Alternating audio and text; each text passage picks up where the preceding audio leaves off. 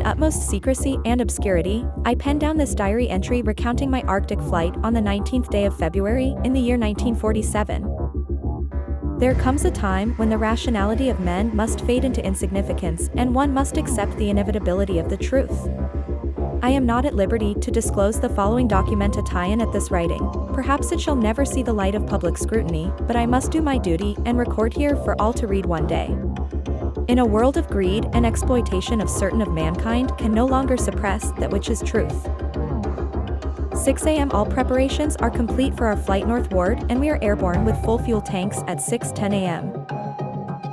6:20 a.m. Fuel mixture on starboard engine seems too rich, adjustment made and Pratt Whitneys are running smoothly. 7:30 a.m. Radio check with base camp. All is well and radio reception is normal. 07:40 a.m. Note slight oil leak in starboard engine, oil pressure indicator seems normal, however 08:00 a.m. sly. Turbulence noted from easterly direction at altitude of 2,321 feet, correction to 1,700 feet, no further turbulence, but tailwind increases, slight adjustment in throttle controls, aircraft performing very well now. 8:15 a.m. radio check with base camp, situation normal. 08:30 a.m. of turbulence encountered again, increase altitude to 2,900 feet, smooth flight conditions again. 09 to 10 am of vast ice and snow below, note coloration of yellowish nature, and disperse in a linear pattern. Altering course for a better examination of this color pattern below, note reddish or purple color also. Circle this area 2 full turns and return to assigned compass heading. Position check made again to base camp, and relay information concerning colorations in the ice and snow below. 09:10 a.m. both magnetic and Euro compasses beginning to gyrate and wobble, we are unable to hold our heading by instrumentation. Take bearing with sun compass, yet all seems well. The controls are seemingly slow to respond and have sluggish quality, but there is no indication of icing. 09:15 a.m. in the distance is what appears to be mountains. 09:49 a.m. 29 minutes elapsed flight time from the first sight ing of the mountains, it is no illusion. They are mountains, and consisting of a small range that I have never seen before.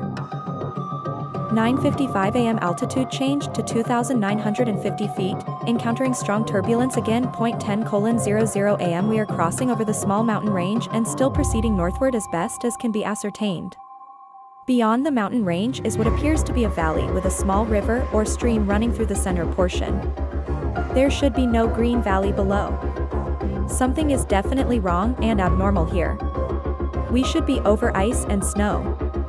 To the port side are great forests growing on the mountain slopes. Our navigation instruments are still spinning, the gyroscope is oscillating back and forth. 10:05 a.m., I alter altitude to 1,400 feet and execute a sharp left turn to better examine the valley below. It is green with either moss or a type of tight-knit grass. The light here seems different. I cannot see the sun anymore. We make another left turn and we spot what seems to be a large animal of some kind below us. It appears to be an elephant. No. It looks more like a mammoth. This is incredible. Yet, there it is. Decrease altitude to 1,000 feet and take binoculars to better examine the animal. It is confirmed, it is definitely a mammoth-like animal. Report this to base camp. 10:30 encountering more rolling green hills now. The external temperature indicator reads 74 degrees Fahrenheit. Continuing on our heading now. Navigation instruments seem normal now. I am puzzled over their actions. Attempt to contact base camp. Radio is not functioning. At 11:30 a.m., while flying over the countryside, we notice a significant change in the terrain, which appears to be more level and typical. Suddenly, we spot what appears to be a city ahead. It feels impossible as we continue to fly, and the aircraft feels unusually light and buoyant.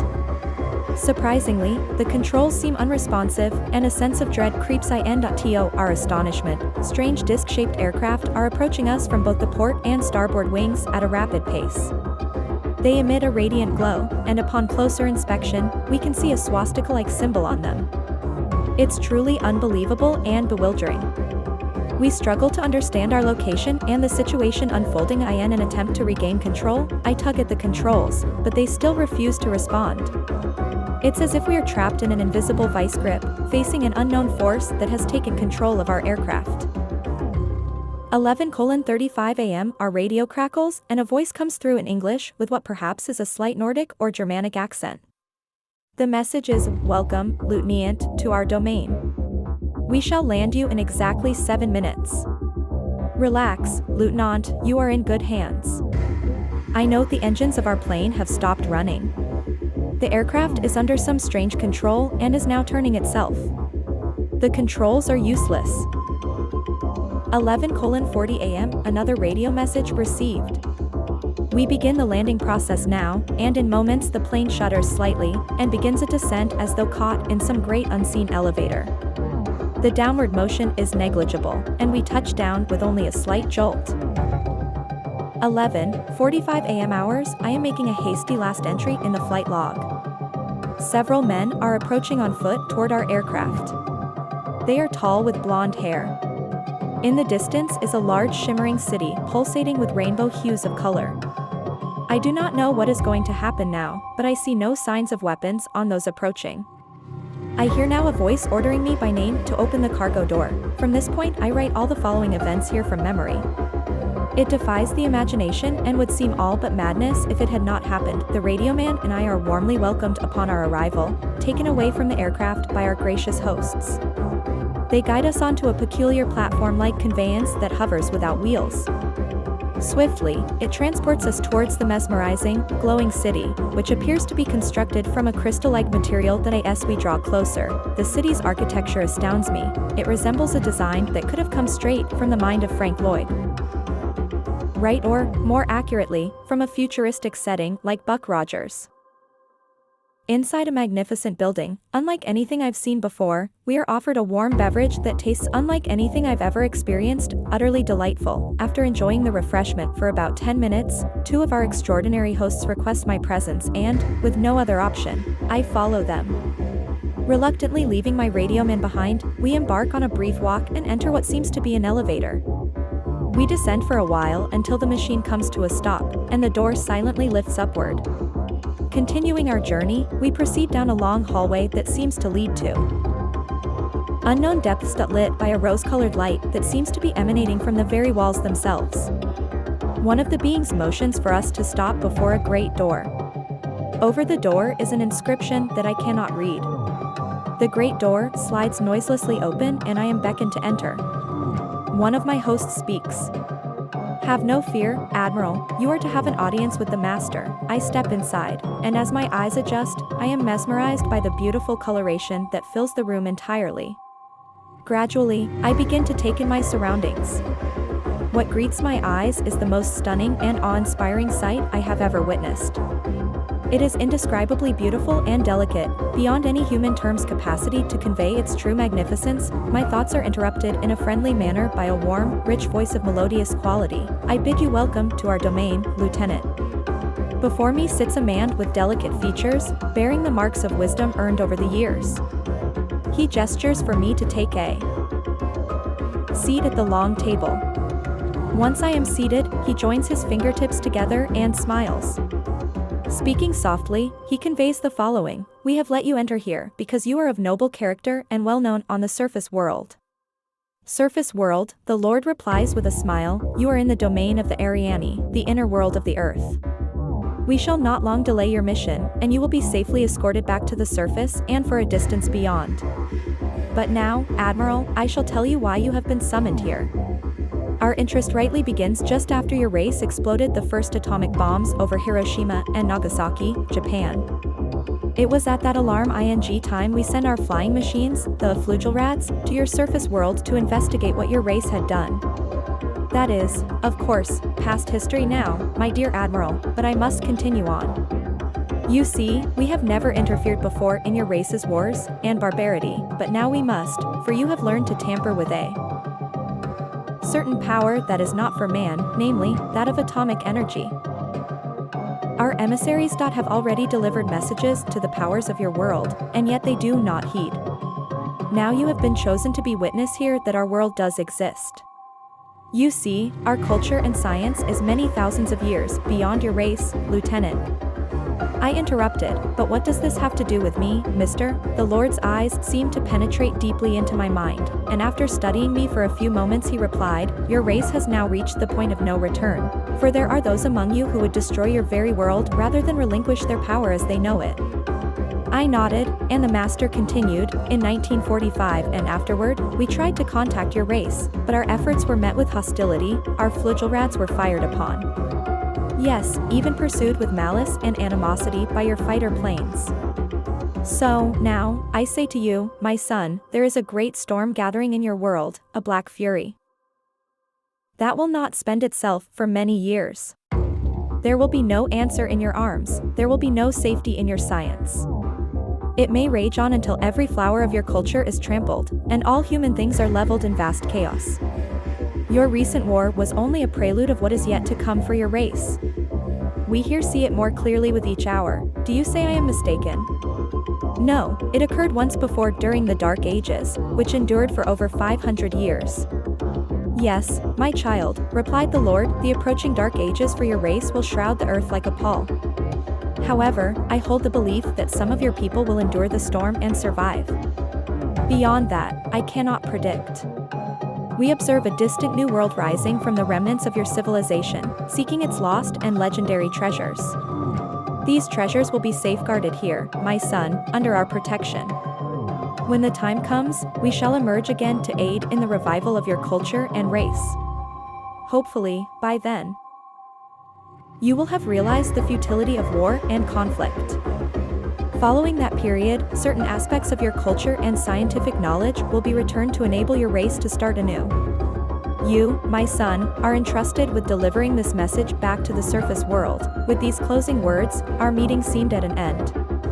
I stood for a moment as in a dream, but, yet, I knew this was reality, and for some strange reason I bowed slightly either out of respect or humility, I do not know which. Suddenly, I was again aware that the two beautiful hosts who had brought me here were again at my side.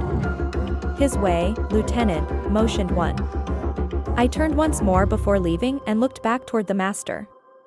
A gentle smile was etched on his delicate and ancient face.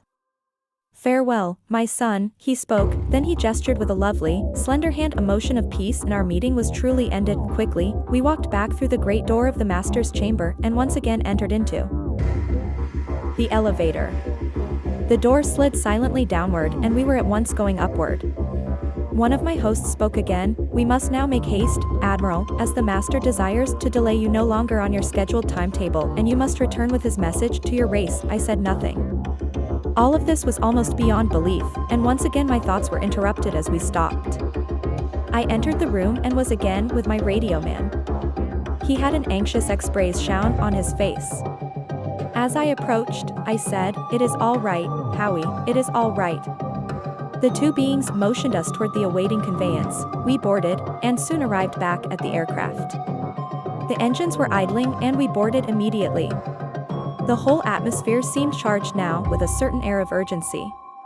After the cargo door was closed, the aircraft was immediately lifted by that unseen force until we reached an altitude of 2,700 feet. Two of the aircraft were alongside for some distance, guiding us on our return way.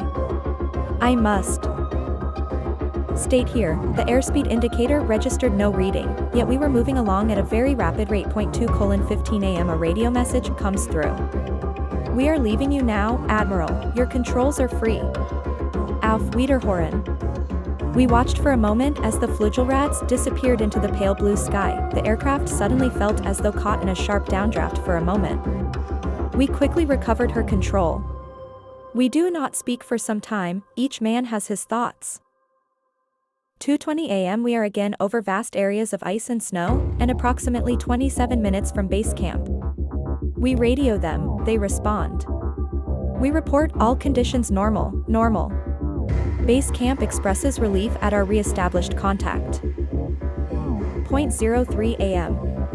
We land smoothly at base camp.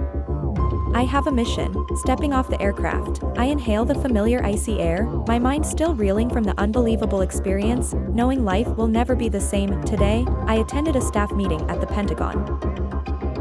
I provided a comprehensive account of my discovery and the message from the lieutenant. Every detail was meticulously recorded. The president has been informed of the matter. Subsequently, I was detained for a prolonged period. During this time, I underwent intense interviews by top security forces and a medical team. It was quite an ordeal. As a result, I am now subject to strict control under the national security provisions of the United States of America. I have been directed to maintain absolute silence regarding all the knowledge I have acquired for the sake of humanity. It's truly unbelievable. I am constantly reminded of my role as a military man and my obligation to follow orders. March 11, 1947. In the face of unprecedented discovery, I am bound by rules, silenced by orders, carrying a heavy secret for the sake of humanity's future. These last few years elapsed since 1947 have not been kind. I now make my final entry in this singular diary.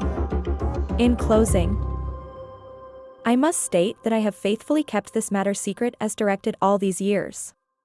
It has been completely against my values of moral right. Now, I seem to sense the long night coming on, and this secret will not die with me, but as all truth shall, it will triumph, and so it shall. This can be the only hope for mankind. I have seen the truth, and it has quickened my spirit and has set me free. I have done my duty toward the monstrous military-industrial complex. Now, the long night begins to approach, but there shall be no end.